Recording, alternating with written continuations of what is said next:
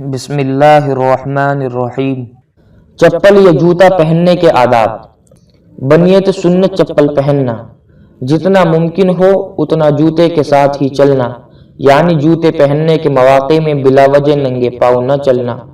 جوتوں کو صاف رکھنا، یکساں جوتے پہننا، جوتوں میں غلو سے کام نہ لینا، یعنی بہت زیادہ پرتکلف جوتے نہ پہننا، جوتوں میں مشرکین و متکبرین اور آوارہ لوگوں کی مشابہت اختیار نہ کرنا، مردوں کا زنانہ جوتے اور عورتوں کا مردانہ جوتے نہ پہننا،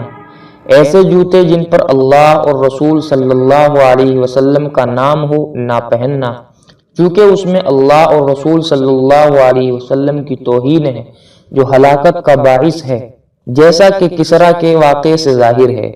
دونوں جوتوں کو پہن کر چلنا، یعنی ایک جوتا پہن کر نہ چلیں، جوتے بائیں ہاتھ سے اٹھانا، پہننے سے پہلے جوتوں کو جھاڑ لینا تاکہ کوئی موذی چیز تکلیف نہ پہنچائے، جیسا کہ سونے سے پہلے بستر جھاڑنے کی شریعت میں تعلیم ہے۔ اگر کھڑے ہو کر پہننے میں گرنے کا اندیشہ ہو یا دقت ہو تو بیٹھ کر جوتے پہننا، جوتے پہننے میں داہنے پیر سے اور نکالنے میں بائیں پیر سے ابتدا کرنا۔